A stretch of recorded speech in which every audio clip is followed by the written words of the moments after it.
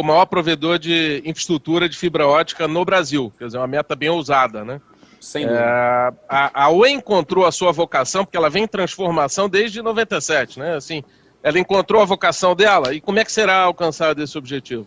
Olha, eu diria que ela encontrou a vocação ao olhar para os seus ativos fundamentais, que são justamente a sua infraestrutura, a sua extensa capilaridade de rede de fibra e a sua presença nacional. Então, quando a Oi foi criada, acho que as pessoas acabaram se esquecendo, porque ela passou por muitas transformações, mas quando a Oi foi criada, ela era a maior operadora fixa do país, né? Então foi a junção inicialmente de mais de 15 operadoras que acabaram gerando a Telemar, que depois se juntou com a Brasil Telecom, e aí foi criada a Oi, que era a maior operadora do país, principalmente do ponto de vista de presença fixa. Ela abordava o país inteiro, só não abordava São Paulo como concessionária. Nesse meio tempo, o próprio nome da Oi veio da operação móvel, mas a operação móvel ela acabou sendo criada do zero. Esse é um outro fato que talvez muitas pessoas se esqueçam. A operação móvel da Oi foi muito bem sucedida, mas ela foi criada do zero. Não foi uma compra de nenhuma incumbent, ela não foi nenhuma banda B, ela não foi a compra de nenhuma empresa existente, ela foi literalmente criada de maneira orgânica e muito bem sucedida. No entanto, com a evolução do mercado e o próprio processo que levou à recuperação judicial da Oi, a companhia ela passou a fazer muita coisa para muita gente em todos os segmentos, em todos os estados, com uma intensidade muito grande. E aí, nenhuma empresa, olhando para frente, tem condição de fazer esse papel com o nível de investimento que é necessário em telecom no Brasil. Então, nós precisamos escolher um caminho. E seria natural voltar para o caminho da infraestrutura. Durante todo o processo de recuperação judicial, se tem uma coisa que a Oi fez muito bem, mas muito bem mesmo, foi preservar a sua infraestrutura core. Então, a rede de fibra da Oi hoje, sem dúvida nenhuma, continua a ser a maior rede de fibra do país, continua a ser a melhor rede de transporte do país, continua a ser a melhor rede de backhaul do país, continua a ser a rede mais capilar do país, a que chega a maior número de municípios, a que tem a maior capacidade, a que tem a maior estabilidade. Então, era natural que no nosso plano de recuperação, nós olhássemos para esse ativo e falassemos assim, vamos continuar a investir, sim, muito nesse ativo. E foi daí que surgiu o plano de trazer a maior empresa de infraestrutura do país, por um lado, e do outro, por massificar e se tornar a maior provedora de conectividade em banda larga de alta velocidade por fibra no país também.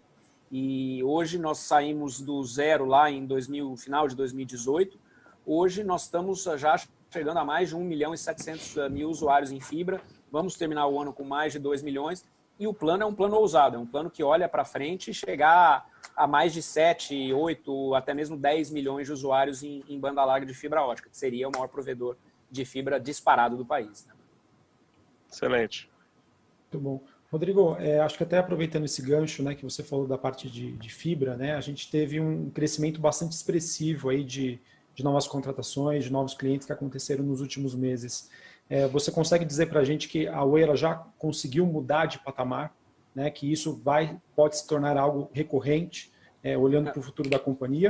E só complementando, tá, uma coisa que, olhando para o futuro, né, levando em consideração que a Oi quer chegar, né, tem por objetivo de ser sócia, né, de 50% dessa parte de fibra, como você disse no começo da nossa live, né, a Oi é uma empresa em transformação. Eu vejo que uma empresa que está em transformação, a conclusão, né, desse processo se dá quando ela consegue gerar valor para o seu acionista, lucro, dividendos, etc. Na tua cabeça, assim, nos teus planos, você já tem um target, uma meta para que, quando isso pode acontecer? Claro, vamos lá. Em duas partes a resposta às tuas perguntas. A primeira delas em relação à sustentabilidade, se nós já mudamos de patamar. Eu diria que certamente sim, tá? Por algumas razões. Quando o nosso plano de fibra foi anunciado em 2019, nós demos algumas metas e publicamos essas metas como metas da companhia para fazer a transformação e sair do mundo legado, que é o mundo do cobre, é o mundo que hoje cai a velocidade superior a 30% ano contra ano, todo trimestre. Então, por quê? Porque simplesmente é um mundo que acabou. As pessoas não querem mais uma linha de telefonia fixa de cobre em casa. E a banda larga de baixa velocidade também é algo que não faz mais sentido. Então, esse mundo acabou. Esse mundo ele está diminuindo uma velocidade muito rápida e não por um problema de operação da Oi, porque ele acabou no mundo inteiro. E isso aconteceu de maneira mais rápida do que todo mundo previa. Para fazer essa mudança, nós fizemos um investimento muito acelerado. E os números que nós divulgamos naquele momento, em 2019, eram: nós vamos crescer a nossa fibra para, em 2022, no meio de 2022, conseguir cobrir como casas passadas, ou seja, por onde passa a nossa infraestrutura, cerca de 16 milhões de casas e conectar, ter como clientes cerca de 4 milhões de clientes, tá? No meio de 2022. Isso significaria um take-up, que a gente chama, que é o percentual de casas passadas sobre casas conectadas sobre casas passadas, de 25%. O que acabou acontecendo é que naquela época muita gente disse, poxa, mas esse é um número muito ambicioso, porque a Oi tem zero hoje, né? Ela tem uma infraestrutura de fibra sim, mas ela não tem conexão de fibra para os clientes, tinha lá menos de 50 mil conexões em fibra, ela tinha dificuldade de investimento, ela tinha uma mobilização de construção que era gigantesca, porque ela não tinha casas passadas em fibra, então todo mundo achou que era um plano muito agressivo.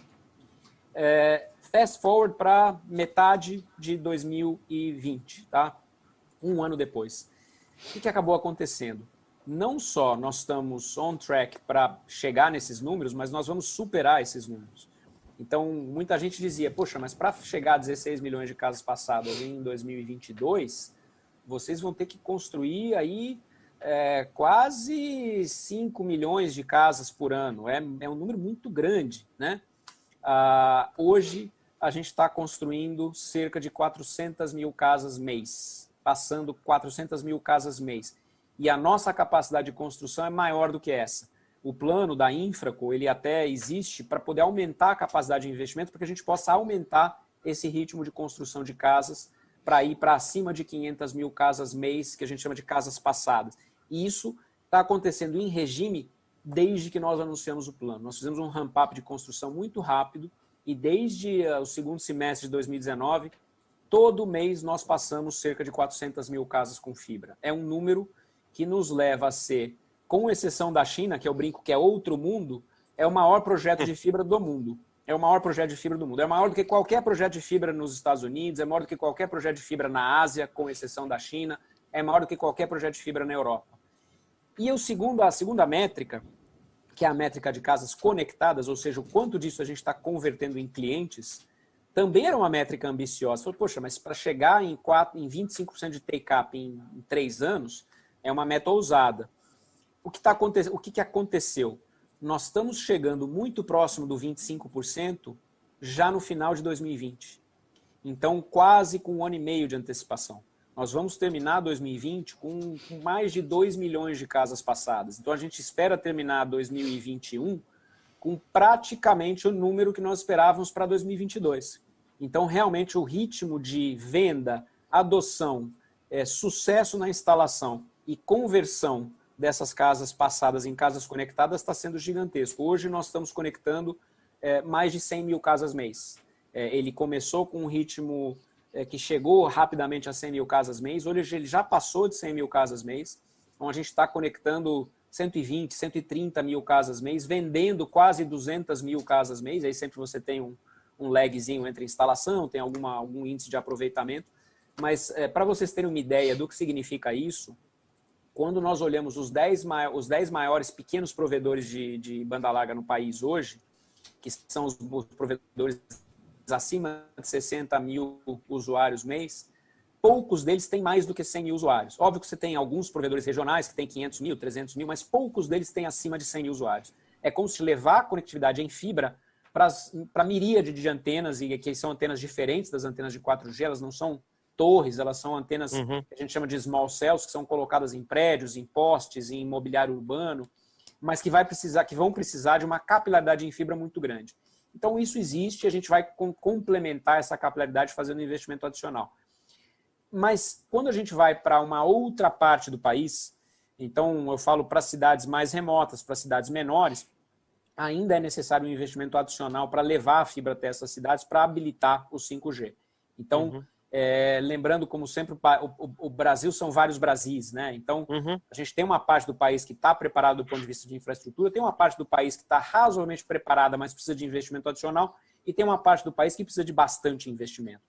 Essa última parte é a parte que depende de investimentos que não são economicamente viáveis hoje.